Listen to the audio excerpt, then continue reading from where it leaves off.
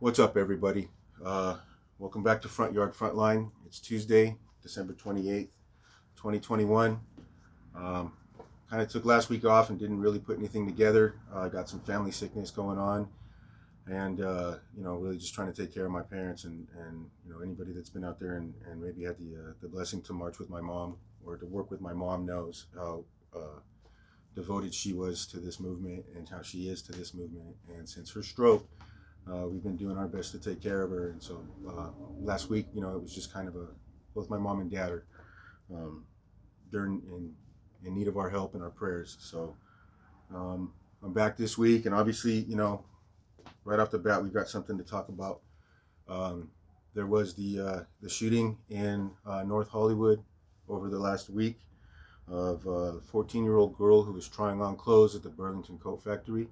Her name was Valentina Orellana Peralta. She was in a dressing room on the other side of the action when the LAPD came in and they were looking for a suspect who had been attacking customers in the store.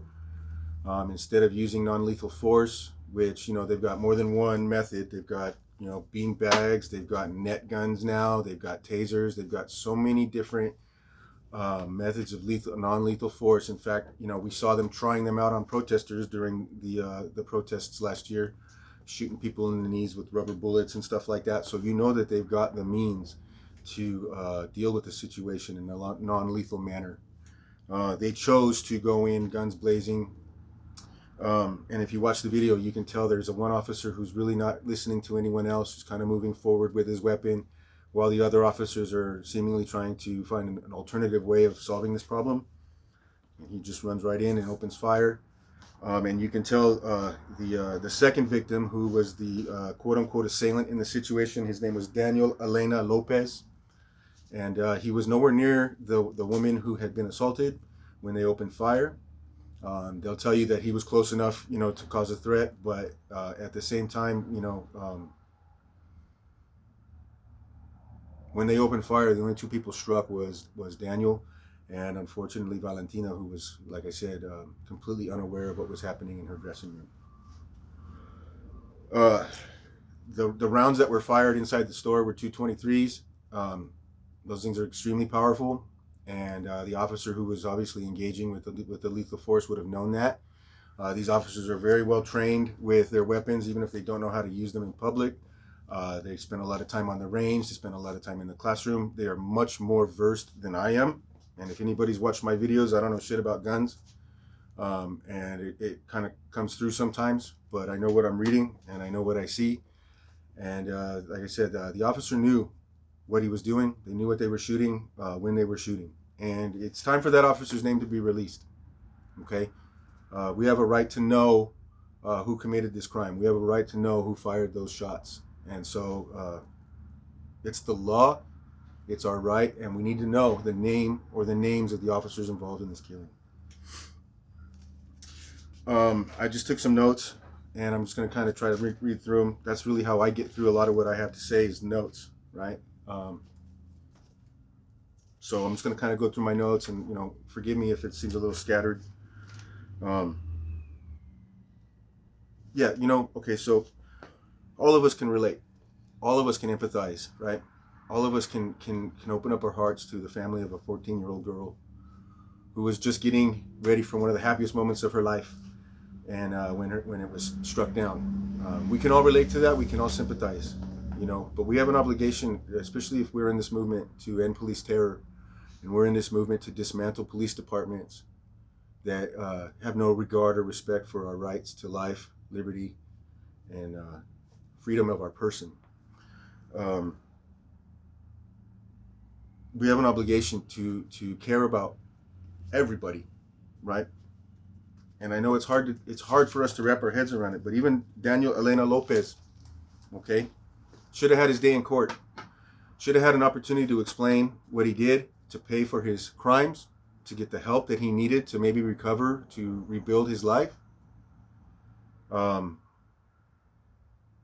I understand if you're in the act of a crime and the cop has to use lethal force to stop you from continuing your crime.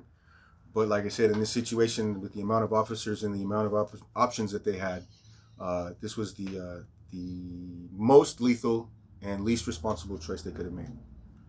But we have an obligation to care about everybody, right? Everybody who is killed by officers who don't belong on the street or don't belong with a gun in their holster, right? There's a lot of other people, innocent people, who were killed, who maybe we can't sympathize with or we can't empathize with. I'm talking about people who maybe were in the act of committing a crime, people who were, who are living on the street because they're down on their luck, and maybe they have mental illnesses, which is something that I wanted to talk about last week, and I'll be sure to bring it up in our next video. But the way that they treat the mentally ill, the way that and then when a mentally ill person does get executed, the way that we can just forget about it. Okay, and I know that we all care about innocent life, and when innocent life takes the form of something so young and someone so pure with so much potential, we have an obligation to stand up for her and her family. But we can't forget that it's not just it's not just the ones that we can relate to. We have an obligation and a responsibility to stand up for the people that we can't relate to as well. Okay, because what we're talking about is our Fourth Amendment rights, right? What we're talking about is our right to walk around in this world, in this country, freely in our own bodies without being molested or assaulted by anyone with a position of authority. So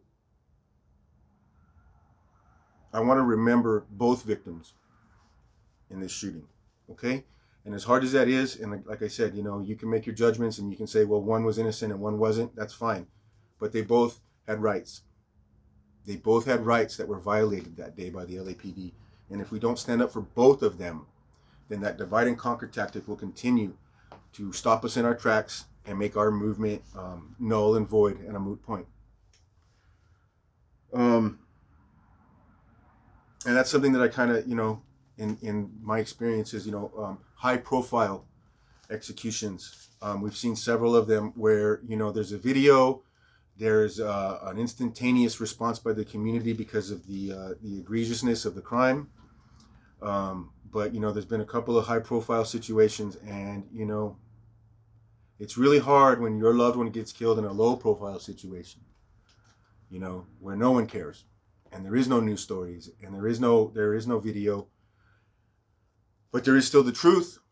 What happened, and I think about Noel, and I think about how before the video it was just hearsay, and then after the video it was facts. Okay.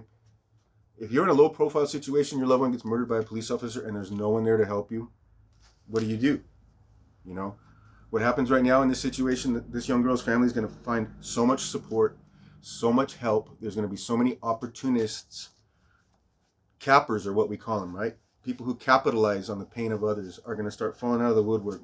Many of them attorneys, right? These attorneys are going to show up and they're going to promise this family the world.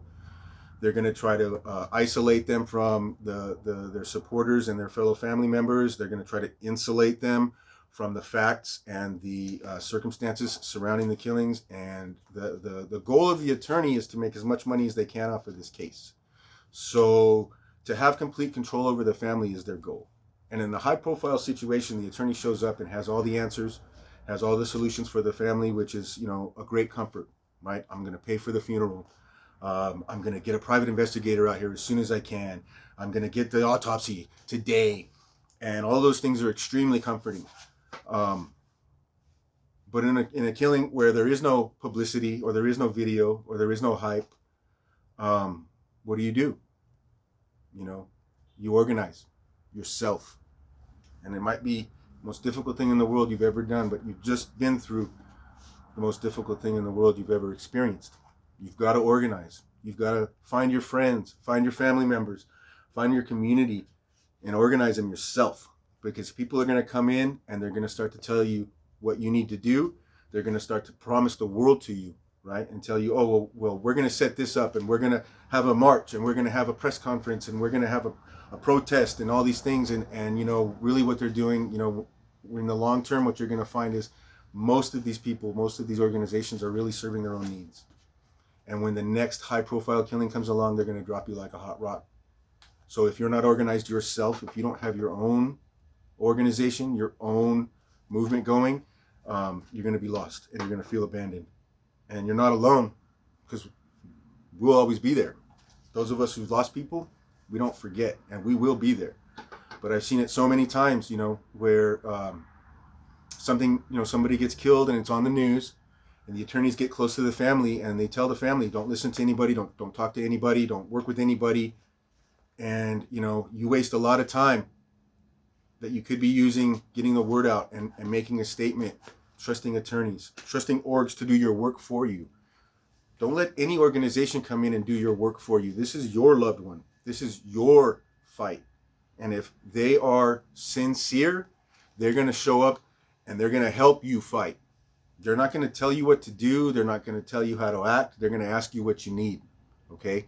So you've got to make sure that whoever that you're working with in these situations, that you can trust them, just like you can trust anybody on the street, right? Not everybody's got your best interests at heart. There are con artists in this movement. There are narcissistic, egotistical people who are trying to create a name for themselves, or trying to create a CV so that later on they can run for office, or they can, grab at some kind of power. They have no interest in you, your pain, your loved one, or your circumstances. Okay? Poor people. Let's not trust rich people when it's our turn to suffer. Okay? They don't know what you're going through. They don't know how much pain you're feeling, and they have no comprehension of what you're willing to do to get the justice that your loved one needs. So don't trust anyone. Don't let anybody get in there and tell you what you need to do, especially attorneys. I'm telling you, you have an obligation to pursue this case. And remember, a civil case is not a criminal case. Okay, so these civil rights attorneys that start to flock, that start to come in, they're in it to line their pockets.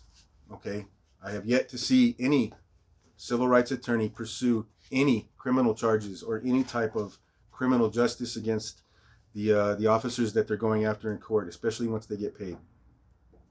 They just move on to the next victim. Okay? So just be careful. Be careful who you trust in this situation, right? Let's see. I'm going to go back to my notes, because that's something that I think, like I said, I've seen happen over and over and over again. Okay? And I say high profile versus anonymous killings, right? You can tell the difference because, like I said, at a high-profile murder, there's fucking lawyers everywhere. There's suits everywhere, right? And it happens to some dude in the hood who no one cares about, and it's just us. Literally, just us out there.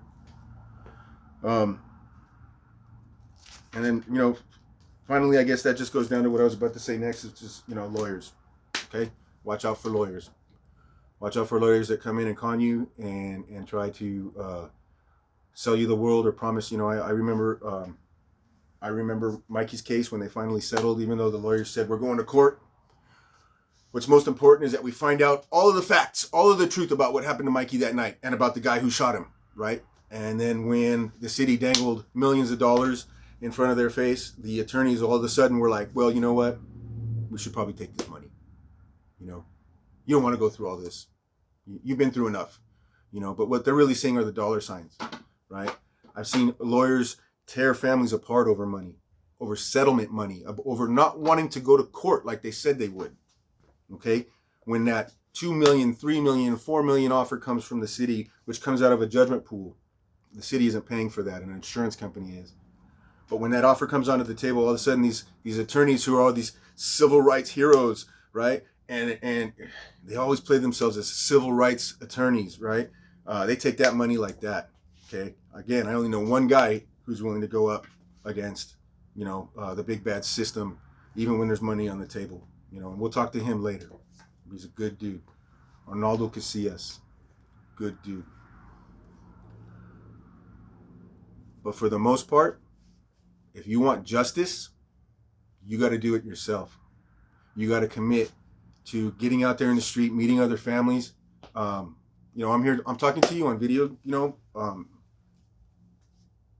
Mikey was killed 10 years ago. Okay. We did a good 6 years in the street, to the point to where, both of us, Sonia and I, had to pause and step back. Like I said, take care of my family, take care of our family. But you got to put in the work. You got to put your feet on the street. You got to go out there and organize. You got to go out there and meet the people that are trying to reach you, because you can't trust anybody else to put you together, okay? And at the end of the day, that's your loved one. This is your movement. So that's really kind of what I wanted to get at, to the family of Valentina Orellana Peralta. Our hearts are heavy with pain for you. You're not alone in this movement. And like I said, right now, your lives are probably upside down, sideways, and inside out. And you've got so many people coming up to you and making, promises and making statements that are in support of you and in support of what you're going through. But at the end of the day, the only people that can really relate to you are those of us who've lost somebody as well. And we are here for you. And we are, we're willing to stand up for you. We're willing to fight alongside of you. And to the family of what was this? I'm sorry.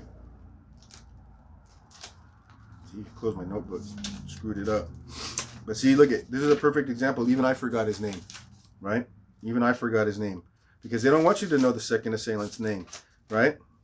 They don't want you to know the name of Daniel Elena Lopez, but he's also a victim of the LAPD, okay? And if he was having a mental health crisis, if he was, if he was committing a crime just to get back to jail, whatever the problem was, okay, they took his life from him before he had his chance for due process.